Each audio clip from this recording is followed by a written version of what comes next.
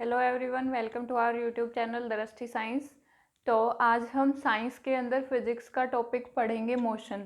ठीक है, तो ये मोशन चैप्टर की हमारी फर्स्ट वीडियो है। तो सबसे पहले हम देखते हैं मोशन क्या होता है। What is motion? तो मोशन किसे कहते हैं? Change in position of an object with respect to its surrounding in a given interval of time. किसी भी गिवन इंटरवल ऑफ टाइम के अंदर किसी भी ऑब्जेक्ट की पोजिशन के अंदर चेंज आना, उसको हम क्या कहते हैं? With respect to surrounding. Surrounding के रिस्पेक्ट में उसकी पोजीशन के अंदर चेंज आना क्या कहलाता है? मोशन कहलाता है।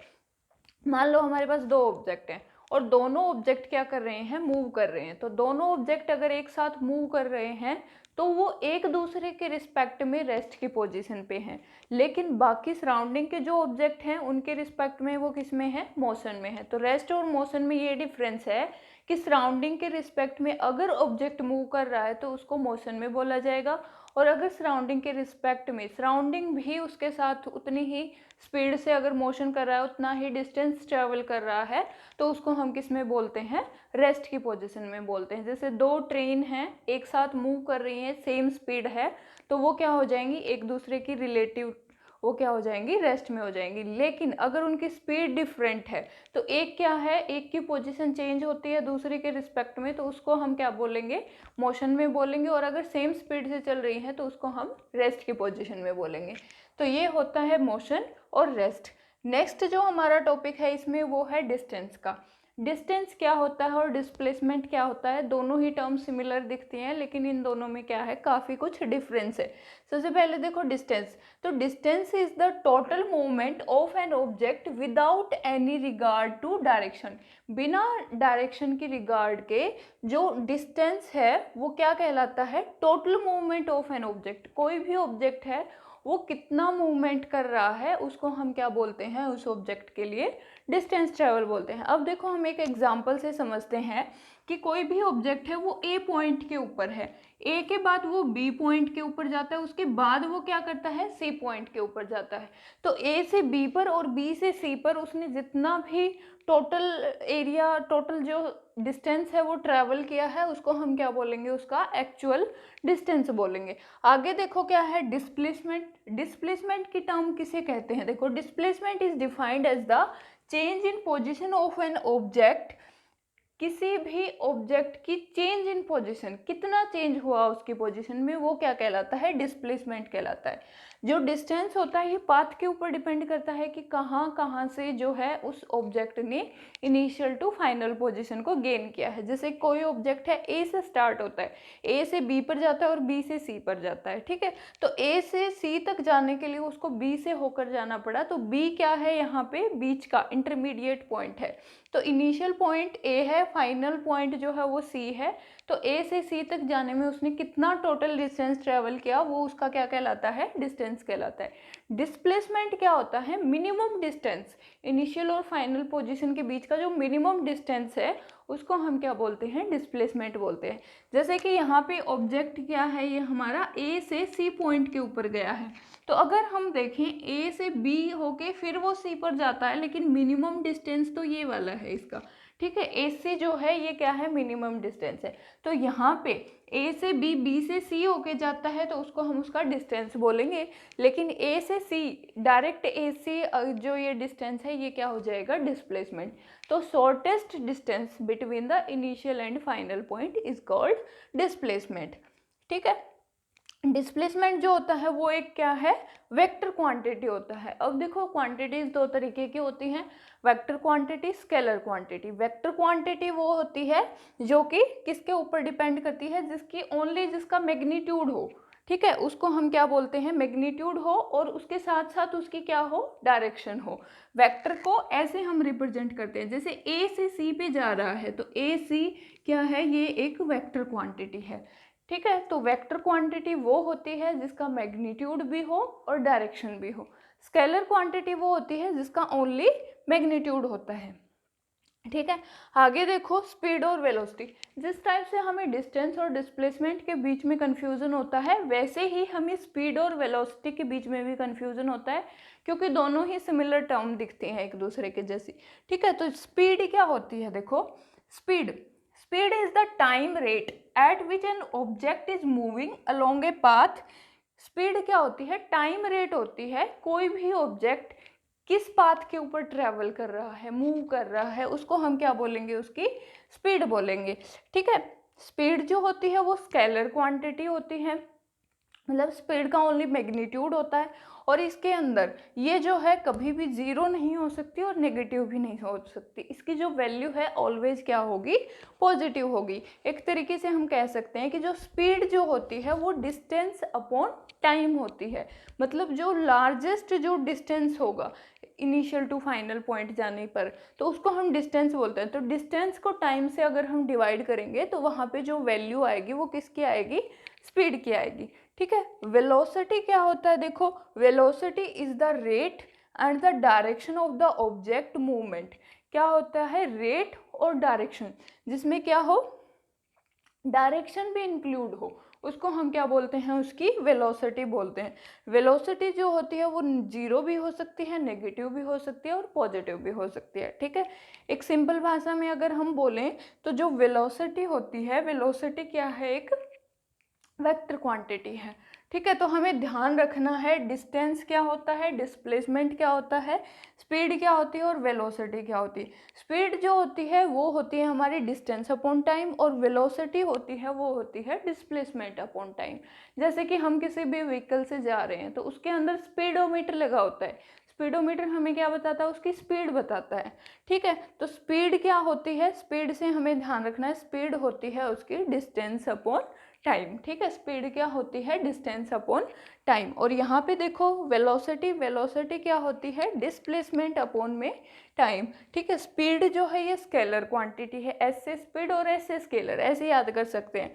और वेलोसिटी जो होती है वो क्या है? एक वेक्टर क्वांटिटी है। इस टाइप से स्पीड क्या हो जाएगी? स्केलर, और वेलोसिटी क्या हो जाएगी? Vector quantity. दोनों की यूनिट अगर हम देखें, देखो स्पीड डिस्टेंस अपॉन टाइम और वेलोसिटी है ये डिस्प्लेसमेंट अपॉन टाइम। डिस्टेंस या डिस्प्लेसमेंट की अगर हम यूनिट देखें तो यूनिट क्या होती है? डिस्टेंस की यूनिट हम मीटर मानते हैं, ऐसा यूनिट। ठीक है, तो मीटर और टाइम की क्या हो जाएगी? सेकंड। तो दोनों की ही जो यूनिट है वो क्या होती है? मीटर पर सेकंड होती है। ठीक है, दोनों के लिए हम जो यूनिट का यूज करते हैं वो हमारी होती है मीटर पर सेकंड। अब जो हमारा नेक्स्ट टॉपिक है वो है एवरेज स्पीड का। एवरेज स्पीड क्या होती है? देखो, एवरेज स्पीड का अगर हम फॉर्मूला देखें तो दो फॉर्मूले हमें मिलते हैं, 2v1v2 divided by v1 plus v2, और एक होता है v1 plus v2 divided by 2।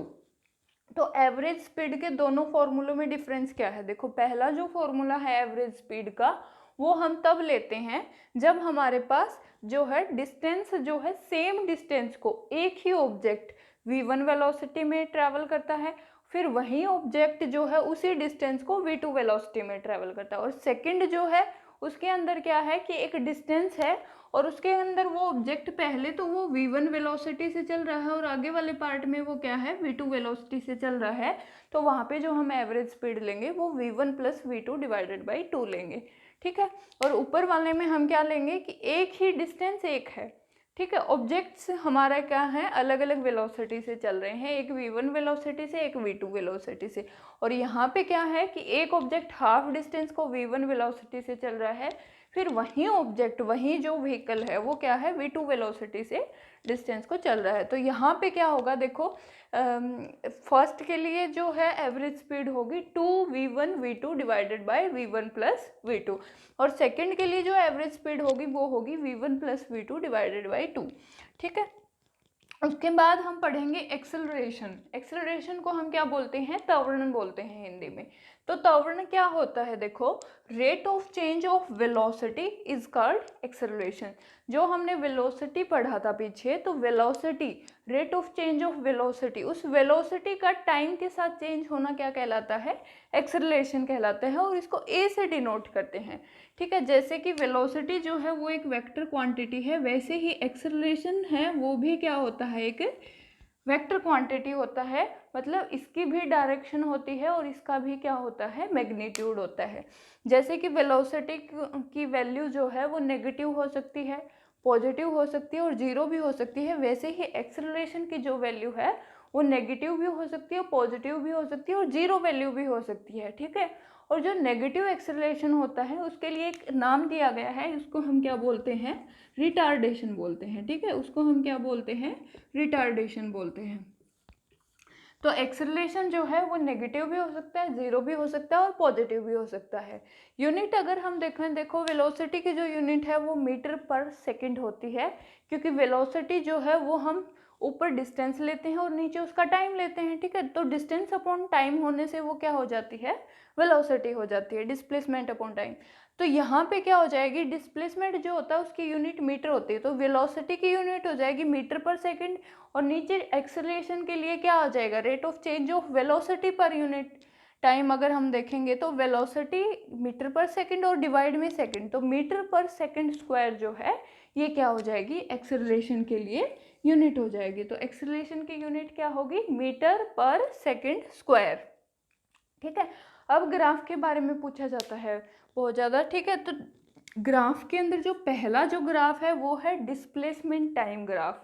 मतलब डिस्प्लेसमेंट टाइम ग्राफ कैसा होता है, तो डिस्प्लेसमेंट एक साइड हम क्या लेते हैं, डिस्प्लेसमेंट, और दूसरी साइड हम क्या लेते हैं, टाइम लेते हैं।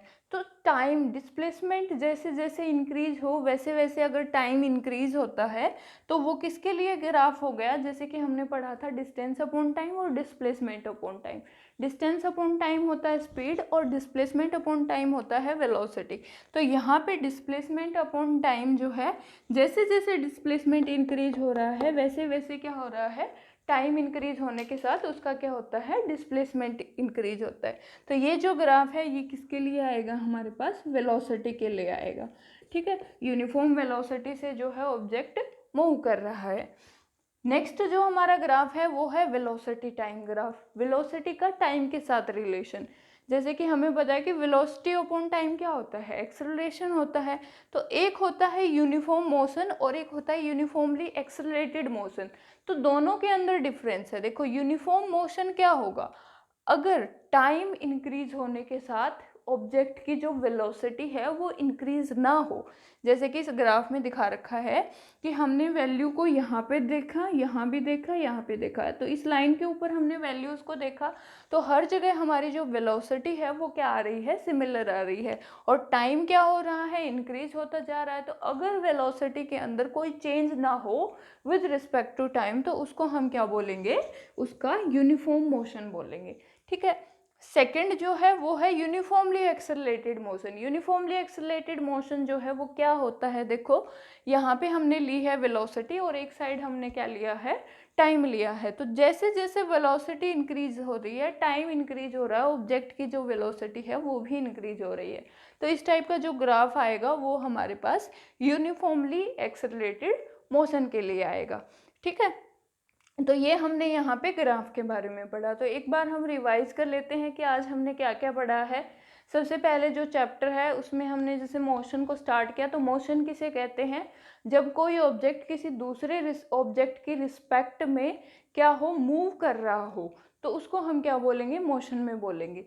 लेकिन जब कोई ऑब्जेक्ट जो है दूसरे ऑब्जेक्ट की रिस्पेक्ट में मूव ना कर रहा हो, या तो दोनों की स्पीड जो कि दोनों की वेलोसिटी है या स्पीड है वो अगर सिमिलर है एक दूसरे के, तो उसको क्या बोलेंगे, रेस्ट में बोलेंगे। या फिर सराउंडिंग के रिस्पेक्ट में अगर वो ऑब्जेक्ट मूव नहीं कर रहा तो उसको हम क्या बोलेंगे, रेस्ट पे बोलेंगे, ठीक है। फिर हमने डिस्टेंस पढ़ा, डिस्प्लेसमेंट पढ़ा। डिस्टेंस क्या होता है, इनिशियल और फाइनल पॉइंट, जहाँ पे मान लो कहीं से स्टार्ट करके दूसरी जगह पर जाना है, तो इनिशियल और फाइनल पॉइंट जो है उन दोनों के बीच में जो मैक्सिमम दूरी होती है, डिस्टेंस होता है, वही उसका एक्चुअल, उसको हम क्या बोलते हैं, डिस्टेंस बोलते हैं।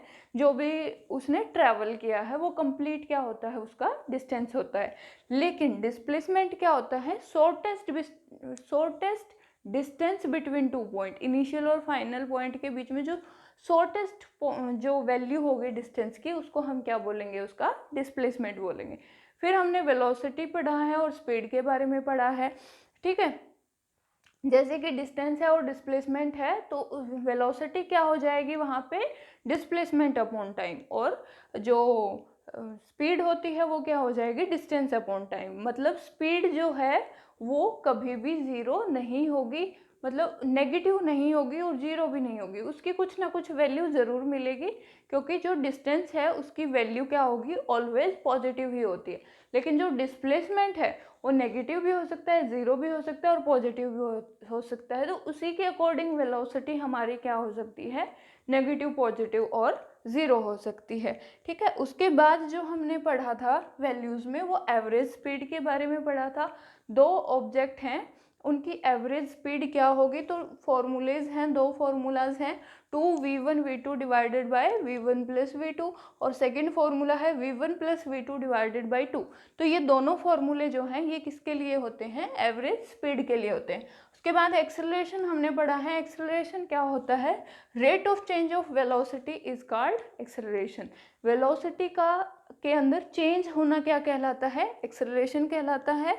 और इसकी जो यूनिट है वो मीटर पर सेकंड स्क्वायर है, जो डिस्टेंस या डिस्प्लेसमेंट है उनकी यूनिट मीटर होती है। ठीक है, और जो वेलोसिटी और स्पीड होते हैं उनकी डिस्टेंस मीटर पर सेकंड होती है, और एक्सेलरेशन की यूनिट जो होती है वो मीटर पर सेकंड स्क्वायर होती है। ठीक है, फिर हमने डिस्प्लेसमेंट टाइम ग्राफ के बारे में पढ़ा। अगर दोनों चीज़ एक साथ इंक्रीज होती जा रही हैं, ठीक है, तो वो उसकी यूनिफॉर्म वेलोसिटी हो जाएगी।